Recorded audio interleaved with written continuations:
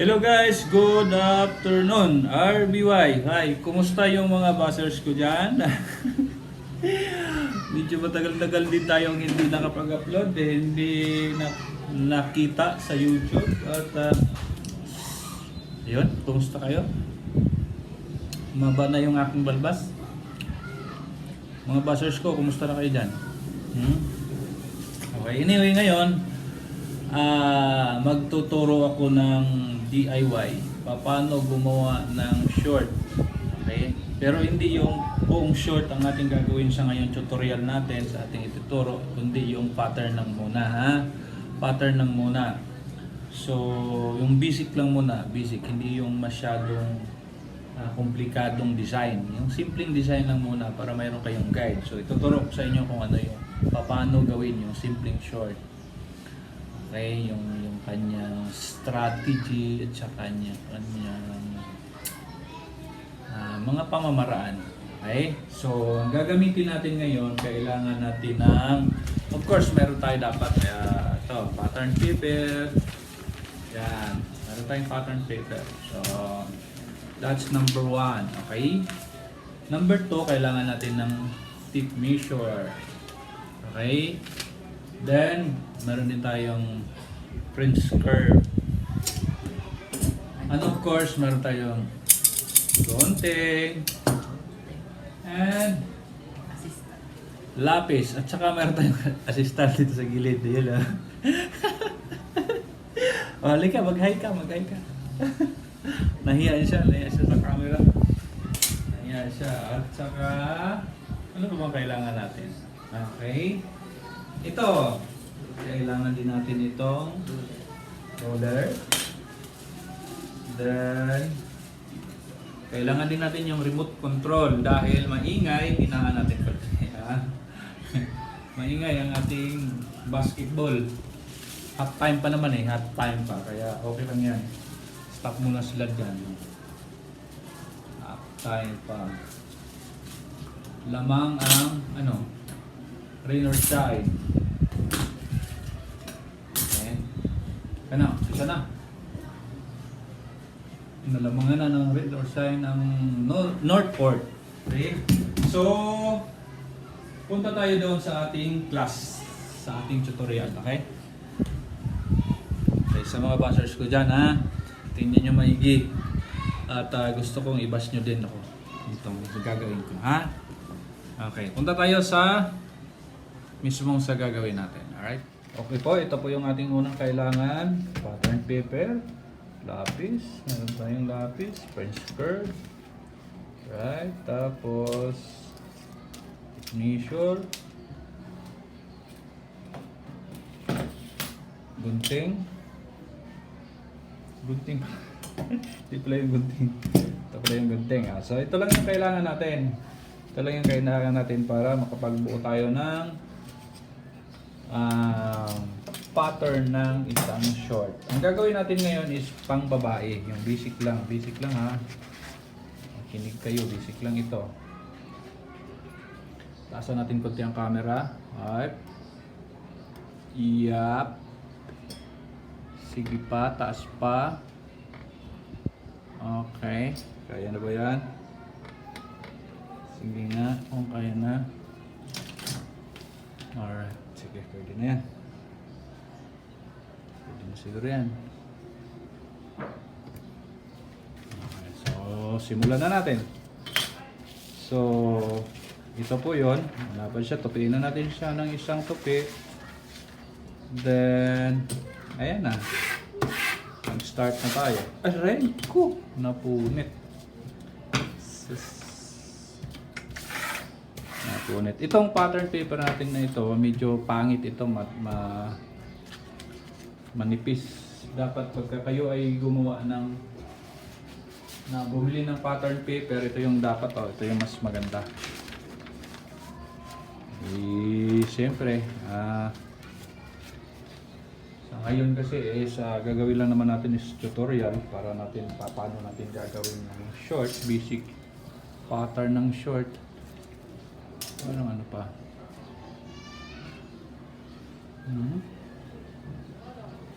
Yan, so start tayo. Hindi siya kita lahat. Alright, okay, ganyan na. Siya kita lahat. Pwede na yan. So, ang una natin gagawin, guguhit tayo sa gitna.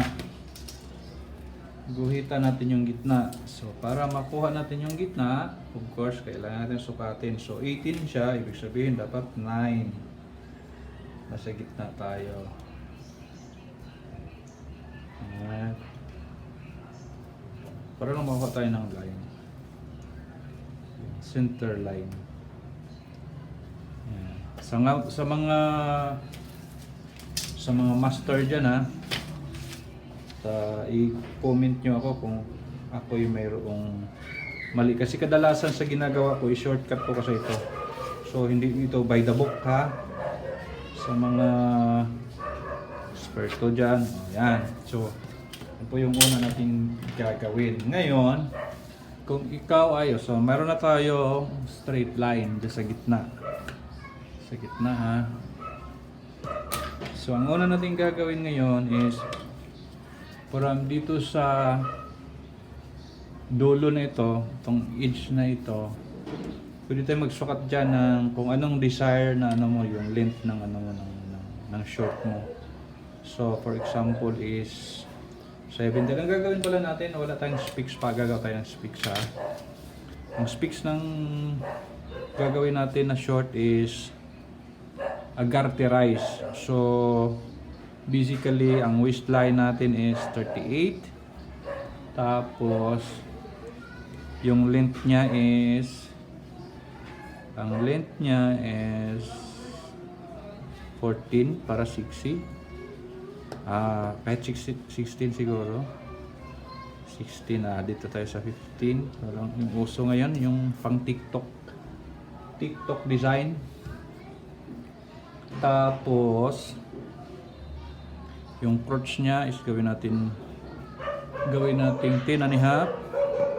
Yan. So, ditong waistline natin na ito, hatiin natin ito. Yung 38 na ito. So, ang front gagawin nating 9, ang back gagawin nating 10. So, para 38 siya. Okay, kuha siya 38, diba? Yun po yung gagawin natin. Alright? So, since na 16, that is 5 siguro. Kailangan natin yung 5 inches mula sa baba. So, that is siguro ito. Ito yung pinaka-starting line natin. Yan, ito yung pinaka-starting line natin gagawin natin. Yan. So, kailangan lang eskolado din, ha, pagkaguhit. Yan. So, yun po yung starting line natin. Ito. Ngayon, ito yung portion na ito. Ito yung sa hita banda. Ito yung sa dito sa kabila. Ito yung sa waistline. So pag ganito tayo, yung ating forma pag ganito, paakyat tayo. So unang sukat natin yung crotch. Kuhanin natin yung crotch na 10.5. So sukat tayo sa tape measure 10.5. So dito po yun. So guguhitan natin siya. Guguhitan natin dyan. Okay, para makakuha din tayo ng perfect line, guguhitan din natin yung dito sa kabila. Pagpasensyahan nyo na kasi medyo mababa yung aking stand ng camera, kaya medyo malapit na masyado. Kaya kailangan kong gagalaw-galawin, ha. Okay. 10.5. Ba't nangyari yun? Ang layo. So ngayon, i-connect natin yan. Yan. So ito po yung waistline na yun.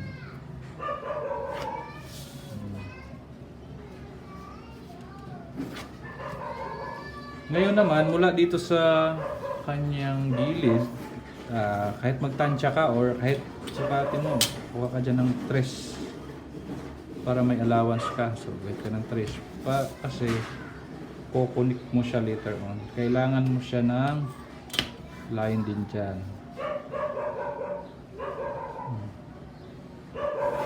So, ito na po yung ating crotch. Okay? So, ikutin natin konti. Ngayon, nakuha natin yung crotch. Magsukat tayo ng 1.5. So 1.5 dito sa baba, 1.5. 1.5 din dito sa taas. Okay. Then connect natin siya uli. So connect natin siya uli. Okay, so yun na po yung crotch line natin. So ang gagawin natin, gamitan natin siya ng French curve para makuha natin yung perfect curve. So ganito po, para makuha natin yung perfect curve niya. So medyo magalaw talaga yung aking aking positioning kasi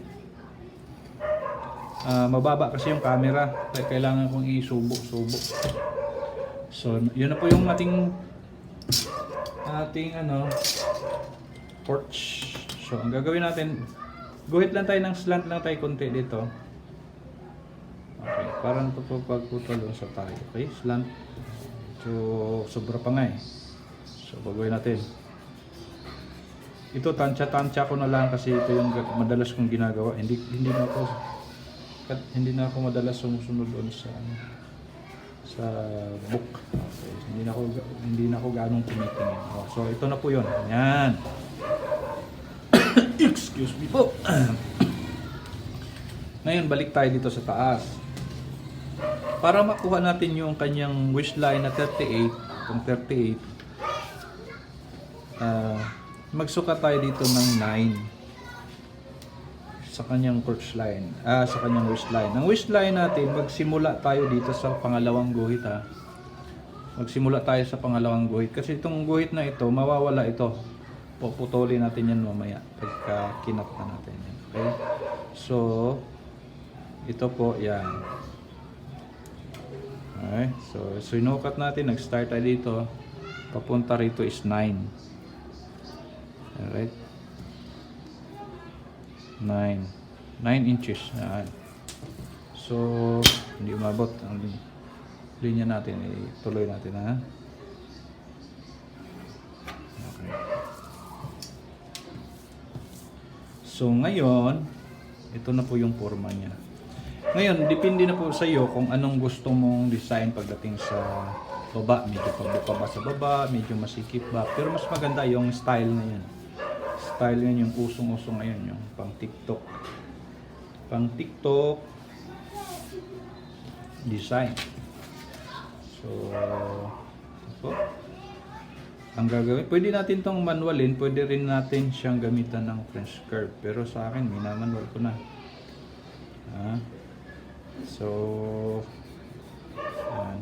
Tansyahin mo lang kung ano yung gustong buka mo sa baba. Yan. So, yan na po yan. Ngayon, ang next natin gagawin is yung kanyang length. Ang kanyang length is 15.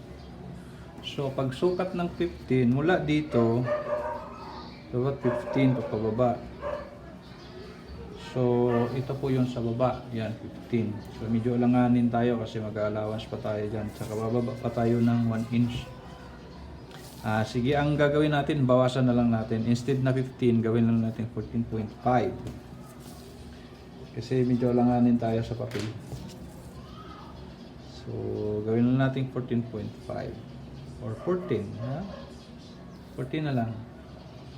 Para 16. Okay. Yan. Alright. So, yan na po yan. Ngayon, doon sa baba,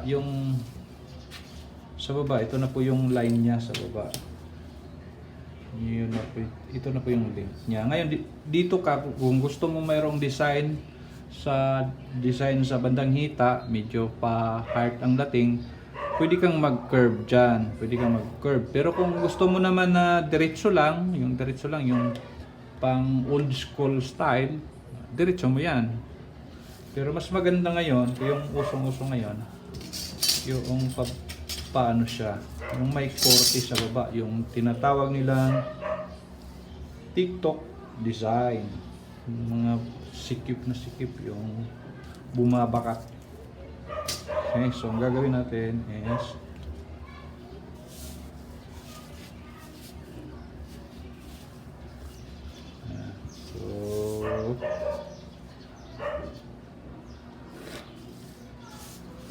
Tantsahan na to sa akin ha.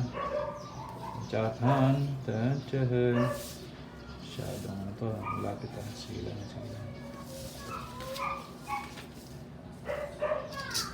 Pwede rin natin gamitan. Super, kung gustuhin natin. So, yan o. Yan. So, yun yung magiging itsura. Kung di ka satisfy niyan sa ganyan, no, di pwede mong palitan. Nasa sa'yo kung anong gusto mong design sa baba. Okay. Pero since na basic pala ito, gawin lang muna natin yung simple lang. Yung simpleng design.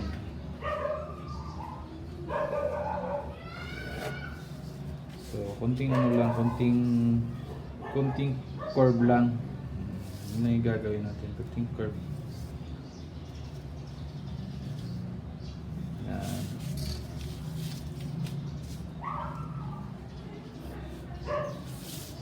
So, yan na po yan. Yun na po yung front.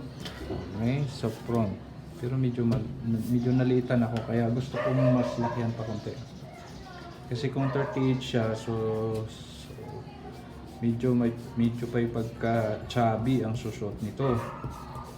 Since may pagka-chubby, dapat medyo malaki din yung kita niya. So medyo maliit. Adjust natin konti, ha? Pero gaya ng sinabi ko, nasa sa inyo yan. Kung gusto niyo pabuka, pwede diretso lang pa ganito. Pwede diretso lang pa ganyan. Yan, pabuka yan sa baba niyan. Yan, yan yung basic designing. So right na yun naman. So pa-6 yan. Pa-6 siya. So ang importante lang na medyo creative ka kung anong gusto mong maging kinalabasan sa design mo. Mamaya ipapakita ko sa inyo yung yari na, yung tapos na nito. Ipapakita ko sa inyo mamaya. Pero ito kasi medyo binukahan ko konti. Kakaiba to konti doon sa papakita ko sa inyo. Okay. Yan.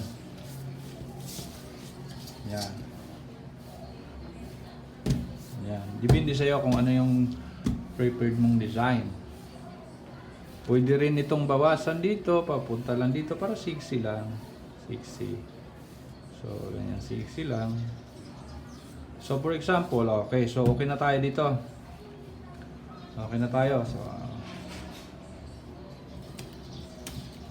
ang next naman natin gagawin is yung back side. Okay? Yung back. Ito yung front. Okay ha? Ito yung front ha. Front. Ngayon, kung gagawa tayo ng bulsa naman dito sa front, bago natin gawin yung ano sa back, pwede tayo gumawa ng bulsa. So, dito, ito yung pinakagilid ng ating katawan. Ito yung pinakaharap. Okay? Ito yung pinakaharap. Pinakagilid. Okay? Yan. Tapos, gagawa tayo ng bulsa. Magbilang ka lang dyan ng 1.5 mula dyan sa pinakagilid. Yan. Yung simpleng bulsa lang muna ang gagawin natin. Yung pinaka-common na bulsa. Yan. 1.5. Then, nasa sayo kung gusto mong 4 lang yung laki or 5. Pagka babae kasi usually is 4 lang eh. So, 4 lang. Tapos ikukunit mo lang yan. Yeah, so, yun na yung bulsa. Ngayon, yung pinaka-packet ano niya, naka-case niya or ano yung pinakalagayan mismo, yan, dito ka mag-design dito. Depende yung lalim ang gusto mo. Kung gusto mo 7 or 8, nasa sayo. So, for example, 7 or ito, 8. Gawin natin 8. So, ito po yun, 8. Yan. Then, kunik lang natin siya dito. Alright. Tapos, kortihan mo siya konti kung gusto mo. Pwede rin diretso. Yan, 40. Yan. So, yan na po yan. Yan na yung front natin. Yan na yung front natin. Pero medyo buka na siya yung, medyo papalda na ang dating nito. Papalda na. Pero mas maganda to kung itong ganitong design, kung mahaba. Kasi ito, nakapokus tayo doon sa 6C. So, kailangan natin itong dugtungan. So, since na mabuka siya, dapat kasi medyo nakaurong tayo doon konti. Medyo doon tayo banda. Kinapos tayo sa pagtansya. Di bale. Ang importante na buo natin ito. So, yan. Ngayon, gagawa naman tayo doon sa back area. Yung back panel. Ang una natin gagawin, or it's up to you kung ano yung gusto nyo. Pero, ako ang ginagawa ko dito, ako nag-start sa crotch. So, magsukat lang tayo. Bababa lang tayo dito sa crotch line na ito. Bababa lang tayo ng 3/8. Mula dyan, 3/8. Guhitan mo lang, 3/8. Tapos dito din, 3/8 din. Bababa din tayo dyan. Yan. Then, yung kapal naman niya is gawin natin 3/4. So, 3/4. Yan. So, gawin natin 3/4. 3/4. Yan. Tapos, guhitan mo lang siya. Gutuhin mo siyang guhit. Then, ito pala.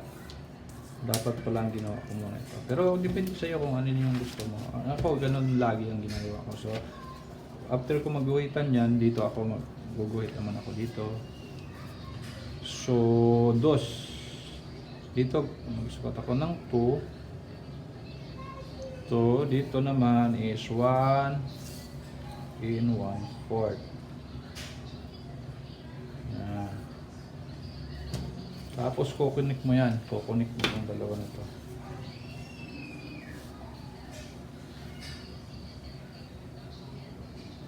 Kunik mo siya. So, ito yung back ha. Ito na yung back line natin. Ngayon, ang gagawin natin, yan. Kukunik naman natin siya dito.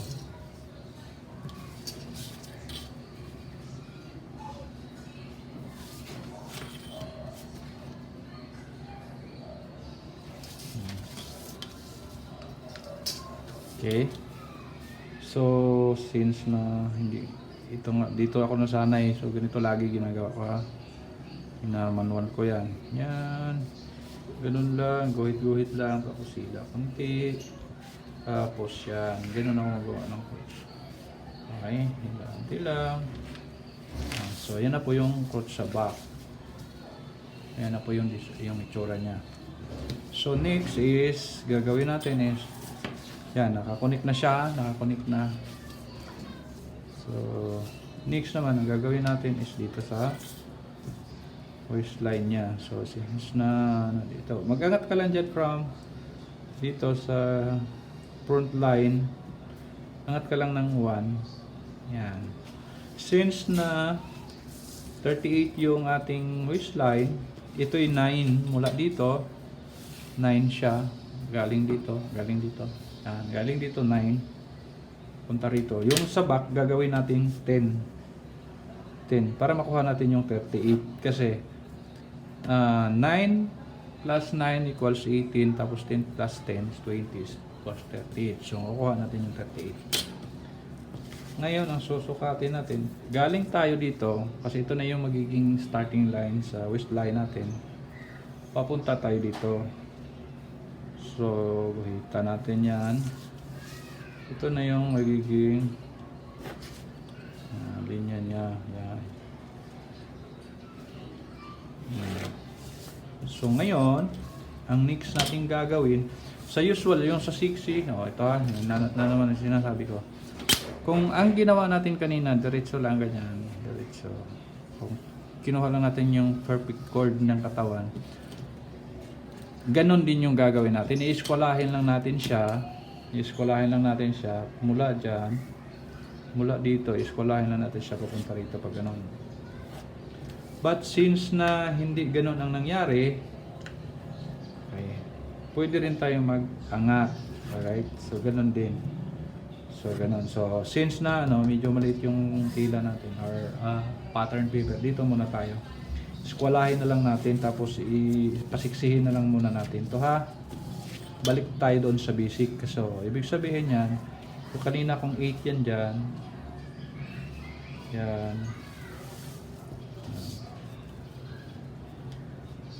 balik tayo. Walang problema sa bulsa kahit na pwede yung nabago din.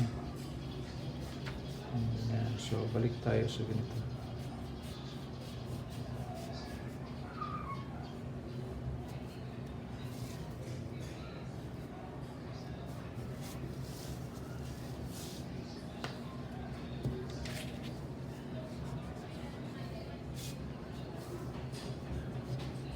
Hindi maganda ating buhit. Burahin muna natin. Palitan natin, ha. Palitan natin. Hindi talaga maiwasan yung mga bura-bura kasi nasa sa kasi pagpapatan sa paano natin mag-perfect yung ating design. Yan. So, yan. Balik tayo ulit. Balik natin. Okay. Okay. Yan. So, yun. Yung iba naman, yung sa dolphin short, kung narinig niyo yung dolphin short, ang ginagawa, halos the same din yung process. Ang nangyari lang dito, kumuha sila, ganito lang ginagawa nila. So instead na pupunta sila dito, instead na magkaroon ng konting curve dyan, diniretso nila dito. Yan, ganyan lang.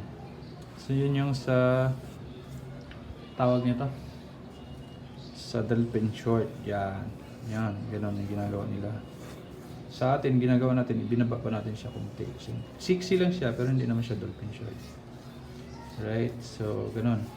Ito. So, gano'n din yung gagawin natin sa back. Okay? So, skwala lang natin yan. So, diretso natin dito. Dito tayo sa baba maghugis ng sexy na naman. Right? Tapos, mula dyan, i-connect na natin ito. Yung ginuhit natin dito sa baba kanina. Yung binaba natin ng 3 inch. Okay, so pupunta tayo sa yan. Tapos, curve lang natin siya konti. Yan. Curve lang natin siya konti. Make sure lang, ang pinaka-importante na hindi mawala sa'yo is ganito. Tandaan na, yung sukat na ito, sukat nitong front, yung sukat niyang front na yan, sukat niyan, punta dito, at saka sukat dito, dapat magkaparehas siya, kasi kung hindi, ang mangyayari niya, nakaganito yung mo, pagka tinahi mo yan, ang mangyayari, hindi siya magkatugma. So instead na nakaganito, may mga nakaganyan, so pangit. Saka maguluhan yung mananahian paano gawin. Okay, so ganun ang nangyayari. So again, yung ang hanapin mo ito, dapat siya magkaparehas. So yan. Yan. Dapat magkaparehas ang sukat niyan sa front at saka sa back. Kailangan magkaparehas. So, halimbawa, kagaya nito is, sukat sa front is 13. So, 13. Tapos, dito, dapat 13 din. So dapat 13 din. Okay, so 13 din. Sakto siya. Ngayon, kung napapansin nyo, kasi yung waistline natin kanina, yung length natin is 14 and a half. Yun, 15 nga. Binawasan natin ng isa. Ginawa natin 14. So, dito po yun. Dito po yun. Kasi, kung hindi natin iaangat, hindi yan magiging sexy ang ano niya. Ang kanyang yung sa bandang sa gilid ng hita. Okay. Hindi yan magiging sexy ang dating.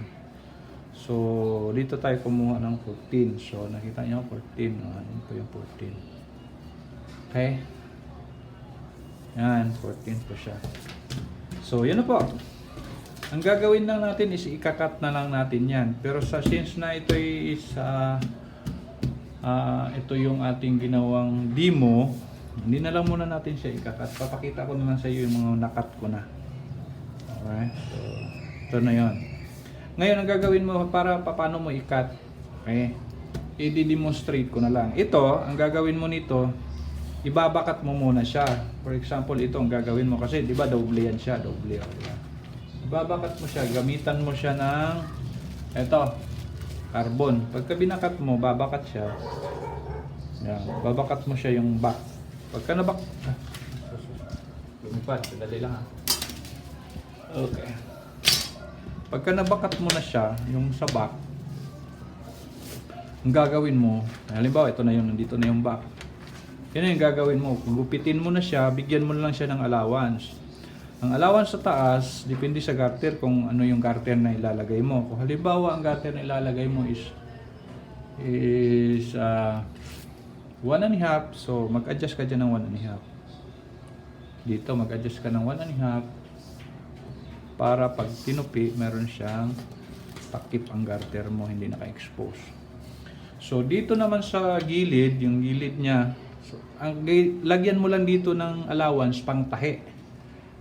So usually ang ginagawa ng allowance dyan sa mga magagaling na is ano na lang 3838 na lang yan eh. Pero sa hindi pa ganun kagaling, nasa 1/2 yan kasi pagka nagkamali mayroon pang ano. Pero dapat 38, ayos na yung 38 para hindi ganun kakapal yung kanyang sobra. Okay, so 38 ang allowance dito sa kanya, sa gilid, 38 din dito sa may crotch area. Yan, 3838 yan. So dito ka lang magbabago. Pwede ito, pwede depende rin kung anong kapal yung sa baba ang gusto mong mangyari sa kanyang laylayan. So kung gusto mo yung makapal yung kanyang tupi, so pwede mo rin lakihan, pwede mo rin gawing 1/2 inch or pwede rin 3/8. So ganun po yung pag-cut. Okay, so ngayon papakita ko sa inyo yung aking mga nakat para kayo may idea. Okay.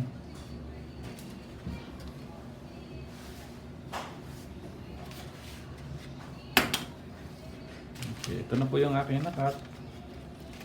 Ito medyo komplikadong design ito kasi marami itong putol-putol. So marami itong type cut and sew ang gagawin natin. So ito yung ano, ito na po yung front. Pakita ko sa inyo mamaya ang itsura ng finished product nito. Okay, so ito po yon. Ito yung front. Ito po yung back. So kung napapansin nyo, mayroon siyang parang buntot sa dulo. Yung buntot sa dulo na yan, kailangan mo yan. Kailangan mo pag naglagay ka na ng allowance. Kasi pagka tinupi yan, dapat magiging perfect siya doon. Kita nyo? So kailangan ganon. Ganon din sa kabila. Ayan o. Yan, so perfect siya. Pagka tinupi, yung iba kasi pagka tinupi, nandoon na sa gitna. So hindi na tumatama. So yan po yung ating back. So yung front natin, ito na po. So parehas po siya. Ganon din po yung sa mga laylayan. Sa mga ano, sa mga allowance niya. Kasi pag tinupi mo, kailangan perfect siya pagbalik. So ganun po ano. Perfect pagbalik. Yan. Right. Tapos ito, naglagay tayo dito ng wristband. Ayan. So kasi pinutol natin, dudugtungan natin yan. Kasi ang mangyari nito, yan. So ito yung para sa pocket niya. Yan. Ito yung pocket niya mismo. Yan. Ito yung pocket niya. Ayan. Ito yan. Pagka tinabas mo naman to, ang pocket to, walang problema gaano to. Kasi pagka nilagay mo siya sa tila, yan, diretso lang. Buo lang siya. Huwag mong i-cut na nakaganito. Kasi pag nakaganito, wala na. Patay na. Okay. Tawag sa akin ng aking teacher nito, sabaw ka na naman. Ibig sabihin yan, hindi na naman ako nakinig. So ito yung wristband niya. Ito yung ano niya, ito yung parang holder, ito yung parang holder sa garter. Okay, so yun po yun. Ngayon, ang gagawin mo nito pagka nag-cut ka, syempre, ilapat mo lang siya doon sa ano, sa tila. Star mo lang siya, ganyan mo siya lahat. So, yun lang po. Yun lang. So, ngayon, ang next ko na mapapakita sa inyo ay yung aking finished product. Okay? Ang finished product natin,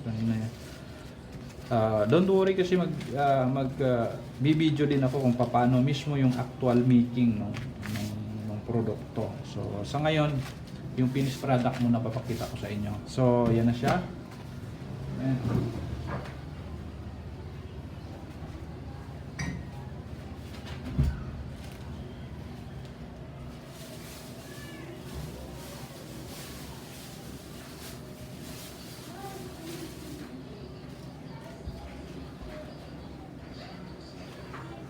So ito na po siya, ang finished product natin. Yan na po yan.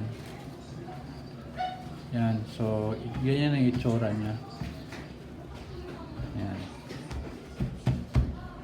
Okay, so kung napapansin niyo yan o. Yung sa loob niya. Okay, so magandang pagkatahi. Magaling din yung mananahi natin. Maganda yung pagkatahi niya. Okay. Yan, so ito yung design. Kung mapapansin nyo, pinotol natin yan dyan. Pinotol natin. So, tapos ito yung kanyang bulsa. So, 60. 60 siya. 60. Kasya siya sa mula small hanggang large. Okay. Anyway, ang sukat ng waistline niya is yun. Pakita ko sa inyo. Ito yun, no? Para makakala nyo maliit yan pero malaki yan, oh. So di ba, kung buuhin natin